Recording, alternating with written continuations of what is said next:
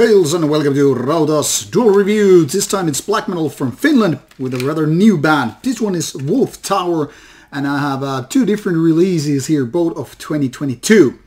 Why so? Well, let me explain. First of all, this band, according to Metal Archives anyway, was founded around 2015, but there are no indication that anything came out before 2021. And when those floodgates opened, it wasn't just one release, not even two, but 4 different tape releases. That is explained by a couple of demo tapes and a couple of EPs, 4 in total, which are here is in this compilation, totaling roughly 1 hour. A little less than that, but more than 50 minutes of rawish, grim, old school black metal music. Now, by old school, I don't mean 1980s, but more like early 90s. Have you ever heard band such as Graveland? You're pretty much familiar with this one. Add to that combo some Satyricon and Satanic Warmaster and you're pretty much good to go. Now, these 4 releases are here as pictures. There's some promo pictures included with the covers, and this is Wolftower as far as it is concerned with this compilation one. So 17 tracks, 4 releases in total, and like I said, rather grim 1990s worship in terms of music. I'll explain a little bit more of the second one, which is here featured as well. Let's try not to break this jewel case while I open up. Okay, this is also, both are Wolfspell Records releases. This one is 7-track MCD with roughly 23 minutes of music. The style is roughly the same, but this is a little bit newer one, and as such, I guess the reason is that the production is somewhat more solid. Here it says this is recorded between September 2021 and April 2022. No lyrics included whatsoever, just picture and this main line Virtur or something like that.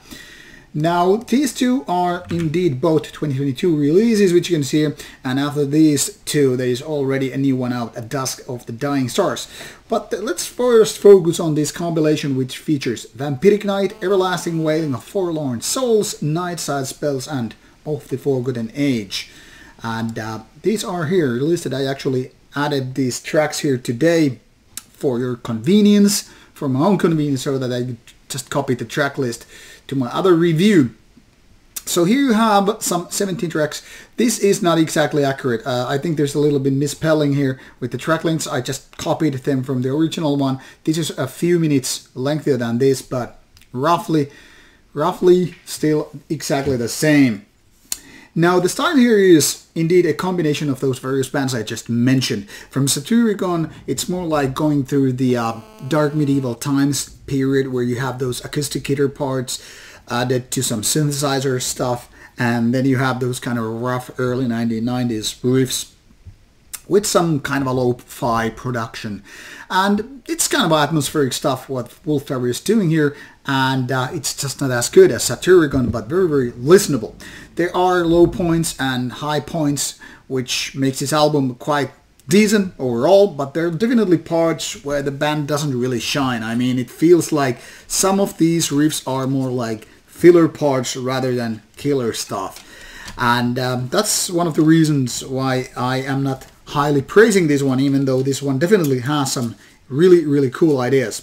Some of the riffs and also keyboard parts remind me a lot of Graveland. I think this is the #1 name I would pick for comparison of the style.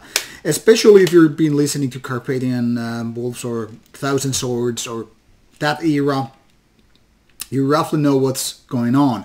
So it's definitely leaning to early 1990s in the terms of that style. The only exception is basically Satanic Warmaster vibes, which I'm picking here. But then again, Satanic Warmaster also leaning to a lot of early 90s material with his own raw yet melodic black metal. I think we can pretty much safe to say Wolftower is paying homage to that era. Now, not everybody's going to like it because it's kind of a pastiche kind of a thing. But then again, if you really like early 1990s with lots of keyboards and lo-fi production, some grim, raw riffs and all that stuff, well, I think Wolftower might be exactly your cup of tea.